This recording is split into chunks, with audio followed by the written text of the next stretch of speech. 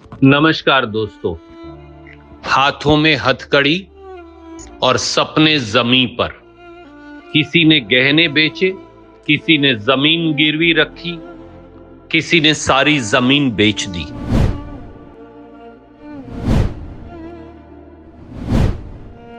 और सब कुछ बेचकर एक बेहतरीन जिंदगी, एक अच्छी नौकरी, परिवार का पेट पालने की तलाश में अमेरिका चले गए। पर आज हालात क्या हैं? अमेरिका से जंजीरों में जकड़कर जो हमारे सैकड़ों भाई बहन वापस आए हैं, हरियाणा से, पंजाब से, गुजरात से, दिल्ली से, देश के अन्य हिस्सों से, उत्तर प्रदेश से, उनमें से एक पंजाब के हमारे साथी हैं हरविंदर सिंह। हरविंदर सिंह की दर्द की दास्तां 7.25 लाख भारतीयों के दर्द की दास्तां है, जो आज अमेरिका में या तो डिटेंशन सेंटर में हैं या फिर उनके सर पर तलवार लटकी है कि उन्हें हथकड़ी लगाकर वापस भेजा जाएगा। भाई हरविंदर पंजाब के होशियारपुर के ताहिली गांव के रहने वाले हैं। इनके साथ कैसे धोखा हुआ और बेकसूर होते हुए भी पांव और हाथ में हथकड़ी लगाकर इन्हें कैसे अपमानित किया गया है, ये सारी दास्तां इंडियन एक्सप्रेस अखबार से साझी की है। अखबार से बात करते हुए भाई हरविंदर ने बताया कि अमेरिकी सेना के जिस विमान से हमारे 104 भारतीय भाइयों और बहनों को वापस भेजा गया, उसमें नर्क से भी बुरा हाल था। हाथ में हथकड़ी, पैर में जंजीर, और जहां बैठे हैं वहां से 1 इंच इधर उधर हिलने की इजाजत नहीं। बाथरूम तक जाने की इजाजत नहीं दे रहे थे मोदी जी के मित्र ट्रंप के सैनिक। 40 घंटे से ज्यादा एक नर्क से भी बुरी स्थिति से हमारे भारतीय भाई बहनों को गुजरना पड़ा। उसमें हमारी 19 बहनें भी शामिल थी, 13 मासूम बच्चे भी। किसी के साथ कोई रियायत नहीं दिखाई अमेरिकी सैनिकों ने।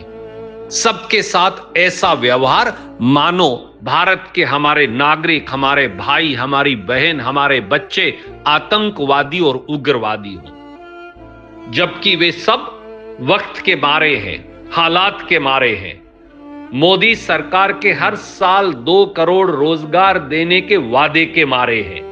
दुनिया की 5वीं सबसे बड़ी अर्थव्यवस्था के मोदी झांसे के मारे हैं। हर हाथ को रोजगार, यही है मोदी सरकार के जुमलों के मारे हैं।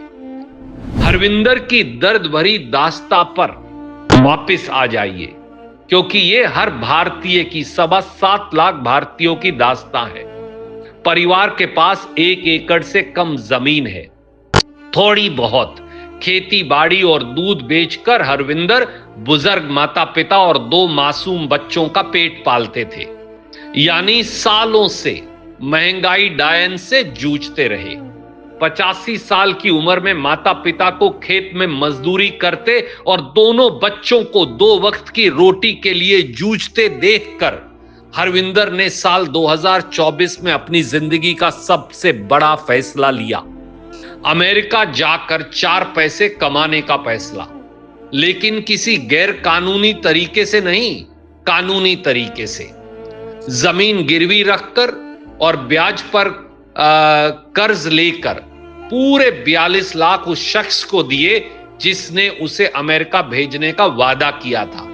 लेकिन वो वादा भी मोदी जी के वादा जैसा ही निकला। सीधे साधे हरविंदर को अमेरिका जाकर पता चला कि उसके साथ बड़ा धोखा हो चुका है। लेकिन अब 4 पैसे कमाकर हिंदुस्तान वापस भेजकर परिवार का पेट पालने के सिवाय कोई चारा नहीं बचा था उसके पास। हरविंदर मेहनत मजदूरी करता, कर चुकाने और परिवार पालने की कोशिश करता कि इतने में ही मोदी जी के महान मित्र श्रीमान डोनाल्ड ट्रंप की मुसीबत उनके सिर पर आ गई और 7.25 लाख भारतीयों के सिर पर आ गई। अमेरिका से अपमानजनक तरीके से वापस भेजे बाकी भारतीयों की भी कमोवेश यही दास्ता है। हिंदुस्तान की बेरोजगारी और महंगाई से त्रस्त होकर किसी तरह अमेरिका पहुंचे लेकिन अब जो वहां उनके साथ व्यवहार हो रहा है वो हिंदुस्तान के इतिहास में कभी किसी के साथ नहीं हुआ था। हां, भक्त लोग, मोदी जी के समर्थक, बहुत सारे लोग ये कह रहे हैं कि भैया इलीगल क्यों गए, अब वापिस आ जाइए। मैं आपसे ये पूछता हूं, अमेरिका में ओरिजिनल नागरिक बाशिंदा है कौन? वो तो केवल रेड इंडियंस हैं। अमेरिका का तो हर नागरिक विदेश से, दूसरे देशों से, यूरोप से, अफ्रीका से, एशिया से वहां गया, वहां मेहनत की, उस मुल्क को अपना आशिया बनाया, वहां हुनर दिया, गुण दिया और उस मेहनत से ये मुल्क आगे बढ़ा। ये मान लीजिए कि वो मजबूरी में रोटी और रोजगार की तलाश में वहां चले गए, पर वो वहां काम करने गए हैं, आतंकवाद फैलाने नहीं गए, उग्रवाद फैलाने नहीं गए। क्या हिंदुस्तान की मोदी सरकार उनको यहां रोजी रोटी और सम्मानजनक रोटी दे सकती तो वो वहां जाते ही क्यों? वो सारे भक्त जो 7.25 लाख भारतीयों को प्रताड़ित कर रहे हैं, जो अमेरिका से वापस आ रहे हैं, उनको ये जरूर सोचना चाहिए कि कहीं उनका खुद का भाई, बहन, बेटा, बच्चा होता तो उनके मन पर क्या बीतती। मोदी जी, अब ये पता चला है कि हजारों भारतीयों को अमेरिका ने डिटेंशन सेंटर में रखा है।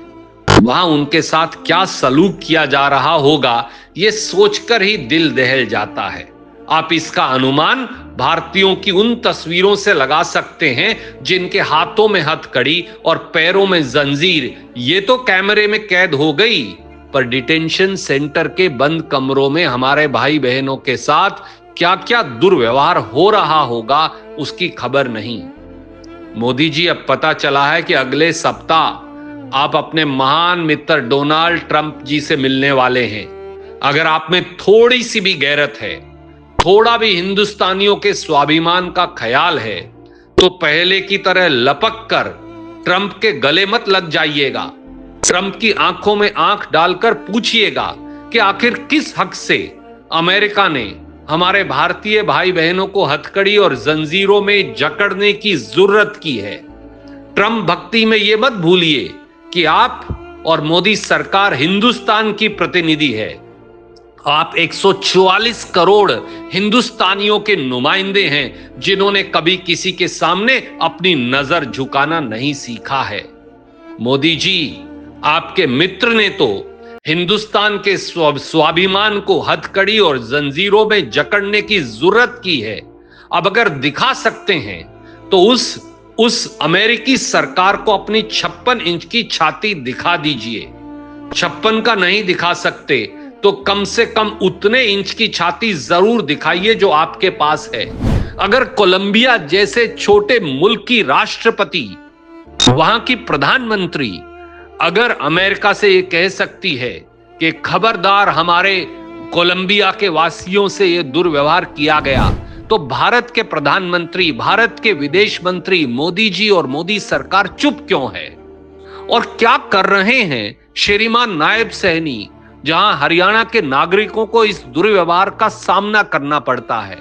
क्या कर रहे हैं भूपेंद्र पटेल, गुजरात के मुख्यमंत्री? क्या कर रहे हैं भगवंत मान, पंजाब के मुख्यमंत्री? क्यों आप राजनीति से ऊपर उठकर विरोध दर्ज नहीं करवा सकते? यह सवाल किसी राजनीतिक दल का नहीं, यह भारत के और भारतीयों के स्वाभिमान का सवाल है। और इस कसौटी पर मोदी सरकार को और देश को, हमारे भारतीय भाई बहनों और बच्चों की रक्षा के लिए खरा उतरना पड़ेगा। नहीं तो ना तो ये 7.25 लाख भारतीय, ना इनका परिवार, ना इतिहास और ना समय आपको कभी माफ नहीं करेगा। मोदी जी, इसलिए उठिए, राजधर्म निभाइए, सीना चौड़ा करिए, 144 करोड़ भारतीयों के स्वाभिमान की रक्षा कीजिए, आंखों में आंख डालिए। जय हिंद, जय भारत, जय भारत।